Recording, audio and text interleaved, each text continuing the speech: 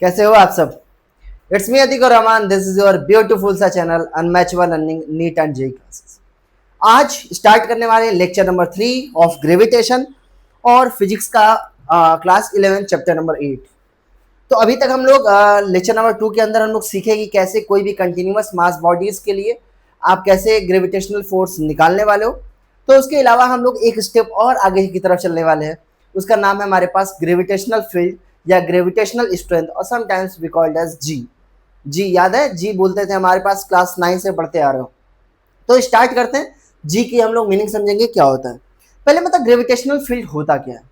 Gravitational field का मतलब हो गया जैसे एक ऐसा फील्ड जहां पे आप कोई एक मास को रखते हो। जैसे फॉर एग्जांपल मैं बोलता हूँ एक टेस्ट मास को रखते हो। टेस्ट मास जो यूज होता है वह एक्सपेरिमेंटल पर्पस के लिए हम लोग यूज करते हैं। तो जिसे हम लोग टेस्ट मास को उस फील्ड के अंदर रखेंगे, वो फील्ड आपको दिखेगी नहीं। बाय नेकेड आई आपको उस वह फील्ड आपको दिखने वाली नहीं है। आप उस फील्ड के अंदर आप रखोगे टेस्ट मास को, तो उसके ऊपर हमारे पास ग्रेविटेशनल फोर्स लगेगा। उसके ऊपर हमारे पास ग्रेविटेशनल फोर्स लगेगा। तो वहां से हम लोग ये कंक्लूड कर सकते हैं कि वहां पे हमारे पास एक तरीके की फील्ड है, वहां पे हमारे पास एक तरीके की फील्ड है। और वो फील्ड हम लोग जानने की कोशिश करेंगे कि आज वो फील्ड कैसे निकालते हैं, उसकी वैल्यू क्या होने वाली है, उसकी एसआई यूनिट क्या होने वाली है, उसके ऊपर कैसे कैसे क्वेश्चंस बन सकते हैं। स्टार्ट किया जाए तो स्टार्ट करते हैं ग्रेविटेशनल फील्ड के बारे में। ग्रेविटेशनल फील्ड होता क्या? ग्रेविटेशनल फील्ड ये हमारे पास it is an imaginary field lines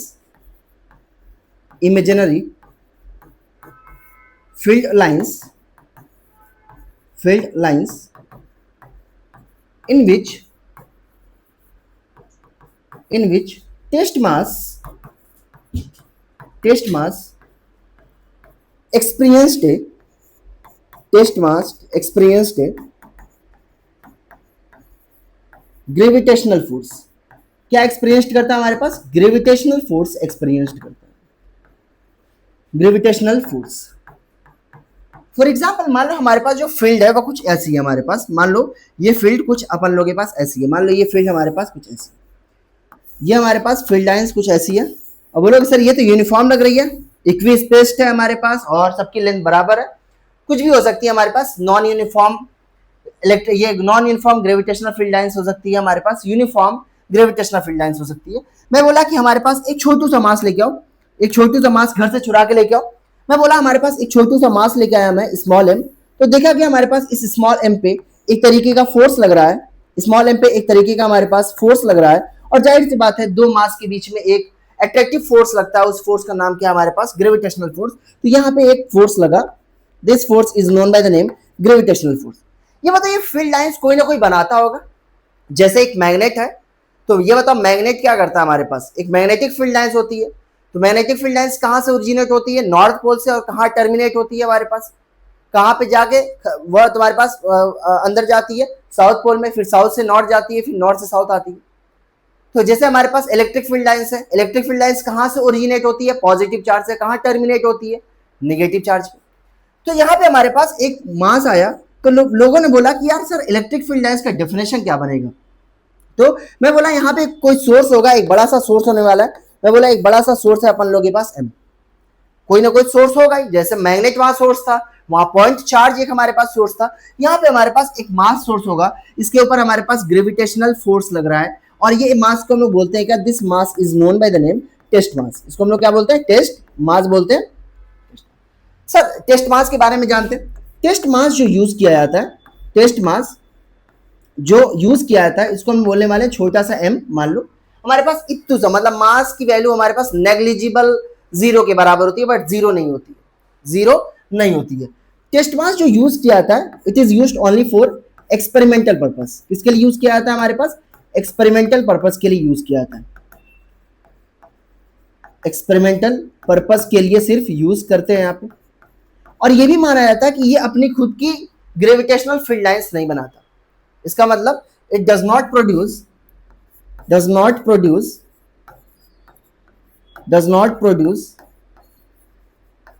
its own gravitational field. अपनी खुद की फील्ड नहीं बनाता है ये ग्रेविटेशनल। और इसकी वैल्यू हमारे पास क्या होगी? अगर मैं बात करूं, इसकी वैल्यू होगी limit m tending to zero. बहुत जीरो के करीब है, बट जीरो नहीं है। समझ में आ रहा है? तो लोगों ने बोला कि इलेक्ट्रिक फोर्स की वैल्यू क्या होगी हमारे पास, मैं बोला कि इलेक्ट्रिक फोर्स का डेफिनेशन यहाँ पे आया। देखो समटाइम्स बुक के अंदर ग्रेविटेशनल फील्ड को हम लोग बोलते हैं क्या, आई से, और हम लोग ई से भी लिखेंगे। समझ में आ रहा? तो मैं ई से ज्यादा प्रीफर करता हूँ। तो ये ग्रेविटेशनल फील्ड एक वेक्टर क्वांटिटी है। ये होगा हमारे पास ग्रेविटेशनल फील्ड का मतलब क्या होगा, ये होगा अपन लोगों के पास force on test mass, force on test mass divide by test mass. क्या होगा अपन लोगों के पास, डिवाइड बाई टेस्ट मास आप कर दोगे तो यहां से आपको ग्रेविटेशनल फील्ड की वैल्यू मिल जाएगी। ई जो इंडिकेशन हमारे पास ग्रेविटेशनल फील्ड का है, ये हमारे पास ग्रेविटेशनल फील्ड का है। तो ये होगा electric field is equal to होगा हमारे पास ग्रेविटेशनल फोर्स डिवाइड बाई हमारे पास स्मॉल एम। ये आया हमारे पास definition, by a definition gravitational field की वैल्यू। ग्रेविटेशनल फील्ड की वैल्यू आ गई हमारे पास gravitational force on a test mass divide by क्या करेंगे, टेस्ट मास करने वाले। सर ग्रेविटेशनल फील्ड की जो डायरेक्शन होगा वो तुम्हारे पास कौन से डायरेक्शन में होने वाला है, ग्रेविटेशनल फील्ड का वही डायरेक्शन होगा जो हमारे पास जो फोर्स ग्रेविटेशनल फोर्स का डायरेक्शन होगा। मतलब टेस्ट मास पे जो फोर्स का डायरेक्शन होगा वही क्या होने वाला अपन लोगों के पास, ग्रेविटेशनल फील्ड का भी डायरेक्शन वही होने वाला है। इसका मतलब मैं बोल सकता हूं क्या, direction of electric, direction of gravitational field, direction of gravitational field is in the same direction of, is in the same direction of F। मतलब फोर्स ऑन ए टेस्ट मास, मतलब टेस्ट मास रखा हुआ है, अगर मान लो फोर्स का डायरेक्शन ऐसे है तो ग्रेविटेशनल फील्ड का भी डायरेक्शन ऐसे होगा। अगर मान लो हमारे पास टेस्ट मास ऐसे है हमारे पास, उसके ऊपर जो फोर्स लग रहा है उसका डायरेक्शन अगर ऐसे है तो याद करना हमारे पास ग्रेविटेशनल फील्ड का भी डायरेक्शन ऐसे ही होगा। यहां तक क्लियर हुआ? आगे चलते हैं और इंफॉर्मेशन समझते हैं। सर ऐसा यूनिट क्या होगा अपन लोगों के पास, ऐसा यूनिट क्या होने वाला अपन लोगों के पास, ऐसा यूनिट ऑफ ग्रेविटेशनल फील्ड, ऐसा यूनिट ऑफ ग्रेविटेशनल फील्ड। मतलब ग्रेविटेशनल फील्ड का ऐसा यूनिट क्या होगा, देखो ग्रेविटेशनल फील्ड का फॉर्मूला होता है हमारे पास force on test mass divide by क्या होगा अपन लोगों के पास। मैं बोला अपन लोगों के पास फोर्स को हम लोग कभी भी अगर आपको ऐसा यूनिट जानना है तो आप क्या करोगे, फोर्स को हम लोग लिखते हैं क्या, फोर्स को हम लोग लिखेंगे, फोर्स को हम लोग लिखते हैं यहाँ पे केजी मीटर पर सेकंड स्क्वायर, और मास को लिखते हैं यहाँ पे केजी में, और केजी से केजी मर गया, और यहाँ पे हमारे पास जो इलेक्ट्रिक फील्ड, जो ग्रेविटेशनल फील्ड की वैल्यू आई, ये अपन लोग के पास हमारे पास आ रही है मीटर पर सेकंड स्क्वायर। याद है मीटर पर सेकंड स्क्वायर किसकी यूनिट हुआ करती थी, ये एक्सेलरेशन की यूनिट हुआ करती थी। इसका मतलब ग्रेविटेशनल फील्ड कुछ है नहीं, ये एक तरीके का हमारे पास एक्सेलरेशन है, ये हमारे पास एक तरीके का एक्सेलरेशन है हमारे पास। तो मुझे पता चला कि जो एसआई यूनिट होगा ग्रेविटेशनल फील्ड की वह क्या होगी, क्या होने वाली है, मीटर पर सेकंड। इसीलिए मैं वहां पे बगल में क्या लिखा था, स्मॉल जी। याद है एक्सेलरेशन ड्यू टू ग्रेविटी पढ़ते थे, जी की वैल्यू 10 मीटर पर सेकंड स्क्वायर, जी की वैल्यू 9.8 मीटर पर सेकंड स्क्वायर पढ़ते थे। तो वह जी की वैल्यू जो होती थी हमारे पास मीटर पर सेकंड स्क्वायर, वह क्या होगी अपन लोगों के पास ग्रेविटेशनल फील्ड की वैल्यू होती थी। सर इसके ऊपर कैसे कैसे प्रॉब्लम्स आ सकती हैं, फॉर एग्जांपल मान लो मैं बोला यहाँ पे let us solve a question number 1, let us solve a question number 1, let us solve a question number 1। मैं बोला अपन लोगों के पास क्वेश्चन नंबर 1 सॉल्व करते हैं। सपोज करो मैं बोला कि एक हमारे पास मास दिया हुआ है, एक फोर्स है अपन लोगों के पास, फोर्स का मैग्नीट्यूड दिया है 20 न्यूटन, और टेस्ट मास की वैल्यू दी है हमारे पास 5 केजी। मैं बोला ये बताओ ग्रेविटेशनल फील्ड की वैल्यू कितनी होगी। तो ग्रेविटेशनल फील्ड की वैल्यू निकालने के लिए E इज इक्वल टू किसके बराबर होगा अपन लोगों के पास, F बाई एम। एफ का मतलब याद करना यहाँ पे सिर्फ ग्रेविटेशनल फोर्स के बारे में पता, और कोई फोर्स होगा तो मैं लिख दूंगा वहां पे, डिनोट कर दूंगा कि कौन सा फोर्स के बारे में, क्या वो फोर्स इलेक्ट्रिक फोर्स है हमारे पास, या क्या वो फोर्स मैग्नेटिक फोर्स है, कौन सा फोर्स है वहां पे मैं आपको इंडिकेट कर दूंगा कौन सा फोर्स यहाँ पे मैं बता रहा हूँ। फोर्स हमारे पास मान लो यहाँ पे 20, और मास है अपन लोगों के पास, ये होगा 4, ये होगा अपन लोगों के पास मीटर पर सेकंड स्क्वायर। याद यूनिट क्या होगी, 4 मीटर पर सेकंड स्क्वायर। यहाँ तक क्लियर हुआ? आगे चलते हैं, इसके ऊपर क्वेश्चंस देखते हैं। क्वेश्चंस देखने से पहले हम लोग बोलेंगे कि ग्रेविटेशनल फील्ड पॉइंट मास की वजह से क्या होने वाली है, क्या होगी, ग्रेविटेशनल फील्ड पॉइंट मास की वजह से क्या होती है हमारे पास। तो ग्रेविटेशनल फील्ड पॉइंट मास की वजह से, मान लो एक हमारे पास मास यहाँ पे रखा हुआ है, ले बड़ा सा मास, ये ले बड़ा सा मास। मैं बोला इस पी पॉइंट पे मेरे को ग्रेविटेशनल फील्ड की वैल्यू बताओ क्या होगी। This is gravitational field due to point मास, याद करना, this is not a extended mass, this is not a continuous mass distribution, समझ आ रहा? सिंपली ये तुम्हारे पास एक छोटा सा पॉइंट मास है अपन लोगों के पास। मैं बोला कि याद करो यहाँ पे जो फोर्स लगता है वो along the line joining between the, अब मैं बोला कि इस पी पॉइंट पे आपको ग्रेविटेशनल फील्ड निकालना है, तो वहां पे आप सिंपल जाओ और एक तुम्हारे पास छोटू सा हमारे पास टेस्ट मास को रख दो यहाँ पे। मैं बोला ठीक है, रख दिया। क्या करने वाला है, एक टेस्ट मास को रख दिया। इसके ऊपर फोर्स कौन से डायरेक्शन में लगेगा, ऑब्वियस सी बात है, ये कैपिटल एम इस स्मॉल एम पे हमारे पास फोर्स लगाएगा इस डायरेक्शन में, ये होगा एफ। तो मैं बोला ये ग्रेविटेशनल फील्ड की वैल्यू क्या होगी, ग्रेविटेशनल फील्ड का याद है फॉर्मूला क्या होता था, means gravitational force on a test mass divide by test mass करते थे। तो ये टेस्ट मास के ऊपर जिस पॉइंट पे आपको चाहिए वहां पे एज्यूम कर लो, आप एक तरीके का इमेजिन कर लो कि वहां पे एक पॉइंट मास रखा हुआ है और वहां पे आपको ये मैग्नेटिक ये वहां पे आपको ग्रेविटेशनल फील्ड निकालना है। तो मैं बोला ये फोर्स हो गया अपन लोगों के पास। मैं बोला ठीक है, ये दोनों पॉइंट मास है, ये फोर्स की वैल्यू कितनी होगी, फोर्स की वैल्यू होगी जी कैपिटल एम स्मॉल एम, और मैं बोला इन दोनों के बीच का डिस्टेंस आर है, इन दोनों के बीच का डिस्टेंस क्या है हमारे पास, आर है। ये होगा अपन लोगों के पास G capital M small M divide by R square.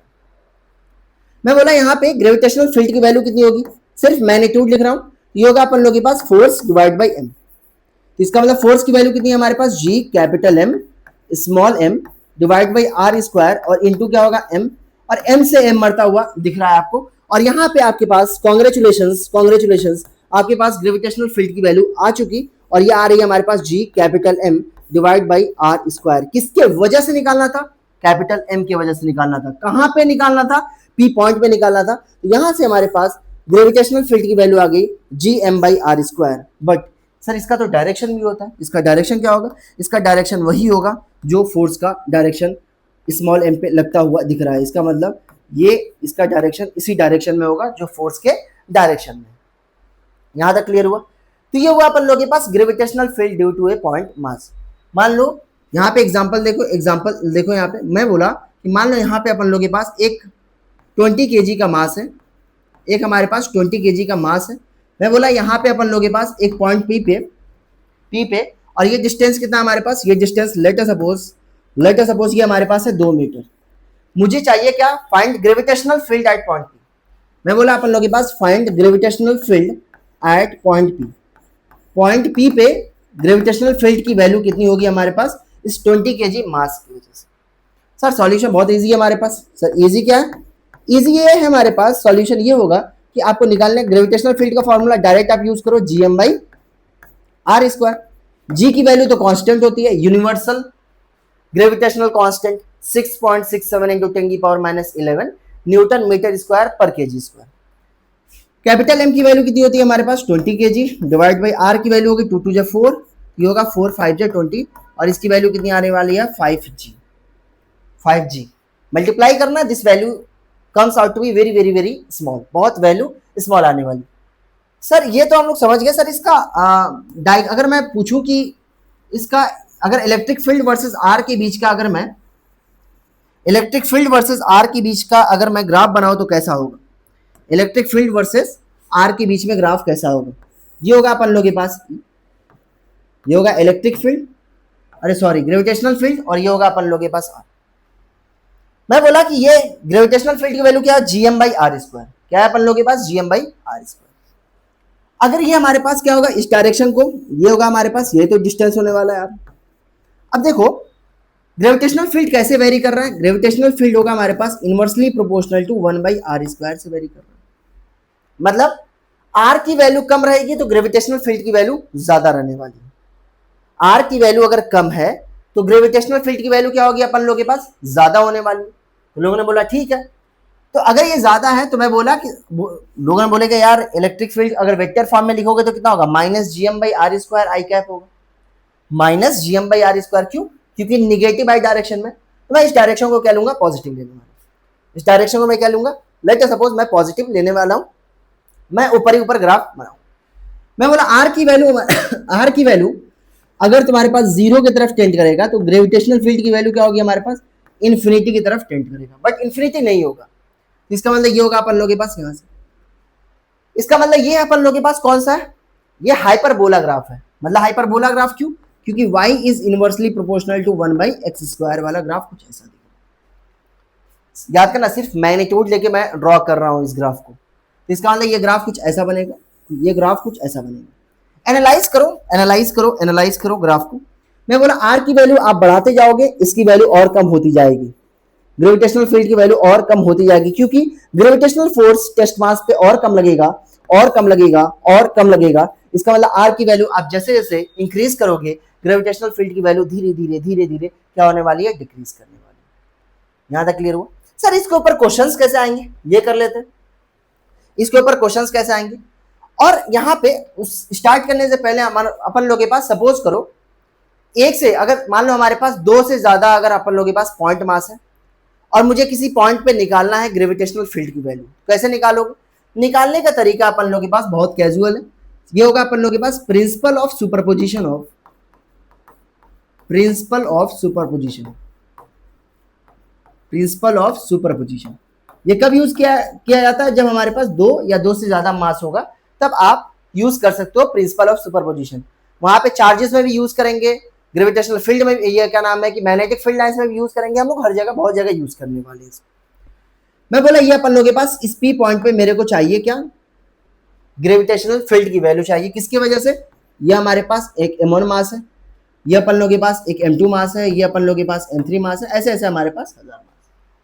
मैं बोला ये अपन लोग के पास m1 मास, ये अपन लोग के पास m2 मास, ये अपन लोग के पास यहाँ पे m3 मास। मैं बोला यहाँ पे एक लाइन ड्रॉ करो, ये हो गया, एक लाइन यहाँ पे ड्रॉ करो, एक लाइन यहाँ पे ड्रॉ करो। ये होता है इस ग्रेविटेशनल फील्ड का डायरेक्शन क्या होगा, इस डायरेक्शन में होगा, ये इस डायरेक्शन में होगा, ये इस डायरेक्शन में होगा। क्योंकि m1 इस पी पॉइंट पे एज्यूम करो कि एक टेस्ट मास था, वो अपने तरफ इसको खींच रहा होगा along the line joining between their centres. मैं बोला यहाँ पे अपन लोग के पास ये है वैल्यू E1, ये वैल्यू हमारे पास E2 है, और ये वैल्यू हमारे पास E3 है। आप सिंपली तो ऐड नहीं कर सकते, E1 plus E2 plus E3 आ गया सर, इसकी वैल्यू हम लोग ऐड कर सकते नहीं, क्योंकि इलेक्ट्रिक फील्ड एक वेक्टर क्वांटिटी है। अगर वेक्टर क्वांटिटी है तो सबका डायरेक्शन अलग अलग है। देखो ये इस डायरेक्शन में है, ये इस डायरेक्शन में है, इस डायरेक्शन में। अगर ये वेक्टर क्वांटिटी हो तो सिंपली हमारे पास एक प्रॉपर, हमारे पास सिंपल अलजेब्रा जैसा यूज नहीं कर सकते। 2 + 3 = 5, 3 + 4 कितना होता है हमारे पास 7। वेक्टर अगर यूज करोगे 3 + 4 किसके बराबर होगा, 5 के बराबर भी होगा। 3 + 4 किसके बराबर होगा, अपन लोग के पास 7 के बराबर होगा। 3 + 7 1 के बराबर भी होगा। तो सर तो हम लोग कैसे क्या करने वाले, यहाँ पे हम लोग क्या करेंगे, इसका मतलब electric field at P point is the vector sum of हमारे पास vector sum of gravitational field due to a point mass m1 plus gravitational field due to a point mass m2 plus gravitational field due to point mass m3 plus so on. आप ऐसे ऐसे चलते जाओगे, यहाँ पे आपको gravitational field at point P मिल जाएगा। यहाँ तक क्लियर हुआ? इसका मतलब सर यहाँ पे हमारे पास क्या है, इस x पोजीशन पे हमारे पास क्या है, एक इक्विलेटरल ट्राइंगल है, एक हमारे पास क्या है, इक्विलेटरल ट्राइंगल है। और मुझे चाहिए क्या, मुझे इस पोजीशन पे हमारे पास सेंट्रॉइड पे मेरे को ग्रेविटेशनल फील्ड की वैल्यू चाहिए। सर कैसे निकालेंगे, निकालने का तरीका वैसे ही रहेगा। हम लोग x पॉइंट पे एज्यूम करो एक तुम्हारे पास टेस्ट मास वहां पे रखा हुआ है। मैं क्या किया यहाँ पे, ये मास इसको पकड़ के अपने तरफ खींच रहा होगा, ये मास अपने तरफ इसको पॉइंट को पकड़ के हमारे पास खींच रहा होगा, ये हमारे पास मास अपने तरफ पकड़ के खींच रहा होगा। मैं बोला ठीक है सर, यहां तक तो समझ में आ गया, ए हो गया, ए हो गया। सर ये E1 हो गया हमारे पास, तो इसका मतलब यहाँ पे अगर इसको, इस पॉइंट को अगर मैं ड्रॉ करूं यहाँ पे, तो एक तो अपन लोग के पास यहाँ पे आ रहा है, लेट अस सपोज ये अपन लोग के पास E1 है, ये अपन लोग के पास यहाँ पे E2 है, और ये अपन लोग के पास क्या होगा, E3। क्या E1 E2 E3 क्या तीनों बराबर होंगे या अलग अलग होंगे, ये बताओ। E1 E2 E3 क्या तीनों बराबर होंगे या अलग अलग होने वाले? भाई साहब दोनों तीनों हमारे पास क्या होगा, सेम होगा। क्यों? मैं बोला ये डिस्टेंस हमारे पास, इसको R लो, हम लोग यहां से एक परपेंडिकुलर ड्रॉ करते हैं, ये परपेंडिकुलर ड्रॉ करोगे। ये बताओ ये हमारे पास इक्विलेटरल एंगल है, तो ये अगर हमारे पास टोटल 60 डिग्री होगा तो ये एंगल कितना होगा, ये होगा अपन लोगों के पास 30 डिग्री। इसका मतलब R का एक कंपोनेंट कितना होगा, R cos 30 डिग्री। इसका मतलब यहां पे हम लोग बोल सकते हैं R cos 30 डिग्री किसके बराबर होगा, ये होगा अपन लोग के पास आधा a/2 के बराबर होगा, है कि नहीं। R cos 30 डिग्री किसके बराबर होगा, a/2 के बराबर होगा, ये होगा a/2 के बराबर। cos 30 डिग्री की वैल्यू कितनी होती है, √3/2। ये होगा हमारे पास r into root 3/2 is equal to किसके बराबर होगा, a/2 के बराबर। 2 से 2 मर गया, r की वैल्यू कितनी होगी, a/√3। r की वैल्यू होगी हमारे पास a/√3। सर r की वैल्यू a/√3 है तो इसका मतलब E1 की वैल्यू कितनी हो जाएगी, यहां आप E1 की वैल्यू निकालो। E1 की वैल्यू होगी g(m) divide by r square. r square मैं लिखता हूं यहाँ पे, r की जगह मैं क्या यूज करने वाला हूं, a स्क्वायर, a/√3 का स्क्वायर। ये कितना हो जाएगा, a स्क्वायर बाई 3। ये होगा अपन लोगों के पास a स्क्वायर बाई 3। ये होगा अपन लोगों के पास gm बाई, ये होगा a स्क्वायर बाई 3। ये होगा अपन लोगों के पास 3gm बाई a स्क्वायर। ये बताओ हमारे पास E2 की भी वैल्यू सेम हो जाएगी और E3 की भी वैल्यू हमारे पास क्या होने वाली है, सेम हो जाएगी, क्योंकि ये भी हमारे पास r होगा और ये भी कितना होगा, r होगा। ये तो सर समझ में आ गया। यहाँ पे हमारे पास मुझे पता है कि ये E1 और E2 सेम डायरेक्शन में नहीं है। हम लोग क्या करेंगे, इसका कंपोनेंट करेंगे। कंपोनेंट करने में अपन लोग महारत हासिल कर चुके हैं। जो नहीं देखा है लेक्चर, वेक्टर जाओ और तुम्हारे पास देख कर आओ। ये बताओ, ये अगर हमारे पास 30 डिग्री है, ये अपन लोग के पास 30 है, तो ये भी कितना एंगल होगा, ये भी होगा 30 डिग्री और ये भी कितना होने वाला है अपन लोग के पास, 30 डिग्री। अब जैसे ही तुम कंपोनेंट किए तो ये बता, एक तो कंपोनेंट E2 किसके बराबर होगा, E के बराबर है। तो E2 किसके बराबर है, E के बराबर है। E1 किसके बराबर है, E के बराबर है। E3 किसके बराबर है, E के बराबर। E का कंपोनेंट करो along A horizontal and vertical direction. एक कंपोनेंट आएगा E cos 30 डिग्री और एक कंपोनेंट आएगा इसके परपेंडिकुलर, ये होगा अपन लोग के पास E sin 30 डिग्री। एक कंपोनेंट आएगा यहां पे अपन लोग के पास E cos 30 डिग्री और एक कंपोनेंट आएगा इसके परपेंडिकुलर, ये आएगा अपन लोग के पास E sin 30 डिग्री। अब देखो, हॉरिजॉन्टल डायरेक्शन वाला कंपोनेंट आपस में कैंसल आउट हो जाएगा, क्योंकि E cos 30 डिग्री एक राइट हैंड साइड है और E cos 30 डिग्री हमारे पास लेफ्ट हैंड साइड है। इसका मतलब ये दोनों आपस में क्या होगा, कैंसल आउट होकर मर जाएंगे आपस में। Net force in vertical direction देखो, net gravitational field in vertical direction, ये कितना होगा, एक तो ऊपर है हमारे पास E माइनस और ये होगा E sin 30 degree plus E sin 30 degree. ये वैल्यू कितनी हो जाएगी, E sin 30 डिग्री प्लस ये होगा अपन लोगों के पास E sin 30 डिग्री। तो sin 30 डिग्री की वैल्यू कितनी होती है, 1/2। तो E/2 प्लस E/2 कितना हो जाएगा अपन लोगों के पास, E माइनस E की वैल्यू कितनी हो जाएगी हमारे पास, 0। इसका मतलब सेंटर पे एक्स पोजीशन पे हमारे पास अगर नेट ग्रेविटेशनल फील्ड के बारे में बात करें, due to point mass m हमारे पास वर्टाइसिस ऑफ इक्विलेटरल ट्रायंगल पे रखा हुआ है, तो इसकी वजह से हमारे पास कितना आने वाला है, 0। इसका मतलब ये है कि कोई भी अगर सिमेट्रिकल डिस्ट्रीब्यूशन है तो वहां पे हमारे पास उसके वजह से जो ग्रेविटेशनल फील्ड आएगा वह कितना आने वाला है, 0 आने वाला है। क्या आएगा अपन लोगों के पास, 0 आने वाला है, 0 आने वाला है। तो यहाँ पे चलते हैं, let us solve question number 11। बोल रहा हमारे पास find the point where the gravitational field is 0। मुझे वह पॉइंट पता करना है जहां पे ग्रेविटेशनल फील्ड की वैल्यू 0 है। तो मैं एज्यूम कर लेता हूं, लेट अस सपोज ये एक पॉइंट है अपन लोगों के पास P, जहां पे ग्रेविटेशनल फील्ड की वैल्यू 0। मैं बोला यहां से यहां तक का डिस्टेंस कितना होगा अपन लोगों के पास, ये है x। ये बताओ ये डिस्टेंस क्या हो जाएगा अपन लोगों के पास, ये डिस्टेंस हो जाएगा 9 - x। यहां तक क्लियर हुआ। तो सर अब देखो ना डायरेक्शन इसका, इस m की वजह से यहां पे हमारे पास ग्रेविटेशनल फील्ड आएगा अपन लोगों के पास, लेट अस सपोज E1। इस 4m की वजह से कितना आने वाला है अपन लोगों के पास, E2 आने वाला है। इतना तो समझ में आ गया कि अगर ग्रेविटेशनल फील्ड को 0 करना है तो इसका मतलब जो P पॉइंट है वो 4m की तरफ तो नहीं लेके जाएंगे। क्यों नहीं लेके जाएंगे, क्योंकि 4m की तरफ जैसे ही तुम लेके जाओगे, 4m हमारे पास तेजी से खींचेगा अपने तरफ और m मास हमारे पास कम है, उसकी वैल्यू कम है, तो इसका मतलब ये बहुत कम खींच पाएगा, मतलब इधर तो 0 नहीं होगा। मतलब 0 अगर होना है तो अगर इसका मतलब ये मिड पॉइंट है P, तो P के आपको तुम्हारे पास अगर मान लो P अगर मिड पॉइंट होता तो उसको हमें ये पॉइंट को कहां शिफ्ट करना पड़ता, लेफ्ट साइड की तरफ शिफ्ट करना पड़ता, तभी ये ग्रेविटेशनल फील्ड की वैल्यू कितनी होती, 0 होती। ठीक है सर, यहां तक समझ में आ रहा है। सर नेट फील्ड अगर P पॉइंट पे अगर 0 चाहिए तो इसका मतलब जितना ग्रेविटेशनल फील्ड इधर है हमारे पास राइट हैंड साइड, उतना इधर होना चाहिए। इसका मतलब E1 किसके बराबर होगा, E2 के बराबर होना चाहिए। E1 की वैल्यू कितनी होगी, G capital M divide by X square is equal to होगा हमारे पास G into 4M divide by ये होगा अपन लोगों के पास 9 - x का होल स्क्वायर। कितना होगा, 9 - x का होल स्क्वायर। GM से ये GM मरेगा कैंसिल, खत्म। क्या बचेगा अपन लोगों के पास 9 माइनस एक्स का whole square divide by X square is equal to किसके बराबर होगा 4। क्या मैं इसको ऐसे लिख सकता हूं क्या, 9 minus X divide by X is equal to होगा हमारे पास अंडर रूट 4। यहां तक क्लियर है, अंडर रूट 4। तो यहाँ पे अंडर रूट दोनों तरफ ले लिया, इसकी वैल्यू कितनी हो जाएगी अपन लोगों के पास 9 minus X divide by X is equal to होगा अपन लोगों के पास 2। वैल्यू कितनी आ रही है अपन लोगों के पास 9 minus X is equal to होगा 2x, और ये होगा अपन लोगों के पास 3x is equal to 9। x की वैल्यू कितनी आ गई हमारे पास 3।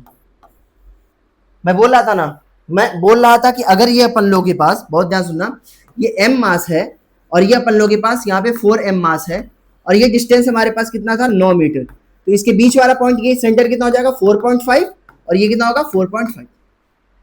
अब देखो x की वैल्यू कहां पे हमारे पास 3 मीटर, 3 मीटर का मतलब किधर आया, किधर आया, यहां पे, यहां पे हमारे पास 0 होगा। थोड़ा सा कॉमन सेंस अगर रहे तो सवाल हो सकता है बहुत आराम से। तो इसका मतलब यहां पे हमारे पास 3 मीटर, क्योंकि 4m मास ज्यादा है ना, उसका इफेक्ट ज्यादा दिखेगा आपको। ठीक है, यहां तक क्लियर हुआ। तो ये रहा अपन लोगों के पास ग्रेविटेशनल फील्ड के बारे में। और कुछ एक चीज और नोट डाउन करना, एक और चीज नोट डाउन करना है यहाँ पे, एक और चीज नोट डाउन करना है यहाँ पे। नोट डाउन क्या करना है, अगर मैं पूछूं कि यहाँ पे gravitational field, gravitational field, gravitational field due to symmetrical mass distribution, symmetrical mass distribution होगा तो उसकी वैल्यू कितनी होगी हमारे पास 0 हो जाएगी। जैसे फॉर एग्जांपल देखो, मान लो ये m है, 4 कॉर्नर पे रखा हुआ है m मास, यहाँ पे m मास और यहाँ पे m मास। अगर यहाँ पे आप निकालोगे ग्रेविटेशनल फील्ड, अगर हमारे पास gravitational field at the centre due to symmetrical mass distribution की वजह से कितना आ जाएगा 0। क्यों, देखो ये वाला अपने तरफ खींचेगा, ये आपस में कैंसिल आउट हो जाएगा, ये अपने तरफ खींचेगा, आपस में क्या होगा कैंसिल आउट हो जाएगा। मान लो एक रिंग है हमारे पास, ये रिंग है, रिंग के अगर सेंटर पे निकालोगे तो क्या होगा, इसकी वजह से भी 0 हो जाएगा। क्यों, रिंग हमारे पास छोटे छोटे मास से बना होगा, रिंग हमारे पास छोटे छोटे मास से बना होगा। तो इसका मतलब ये वाला अगर इसको खींचता है तो ये इसको खींचेगा, तो यहाँ पे हमारे पास नेट फील्ड 0। ये अपन लोगों के पास इधर खींचेगा तो यहाँ पे हमारे पास ग्रेविटेशनल फील्ड की वैल्यू 0 हो जाएगी। इधर खींचेगा तो आपस में क्या होगा, ग्रेविटेशनल फील्ड की वैल्यू 0 होगी।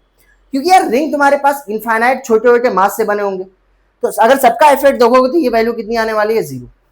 तो हम लोग इसको प्रूव भी करेंगे आगे चल के। तो नेक्स्ट वाला जो लेक्चर होने वाला है उसके अंदर हम लोग पढ़ेंगे क्या, gravitational field due to continuous mass distribution.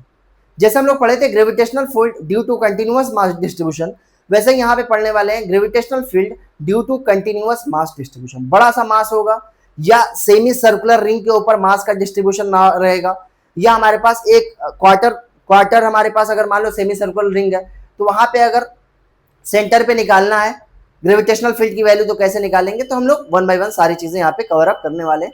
I think आपको ये लेक्चर समझ में आया होगा। तो तब तक के लिए पढ़ते रहो। All the very best.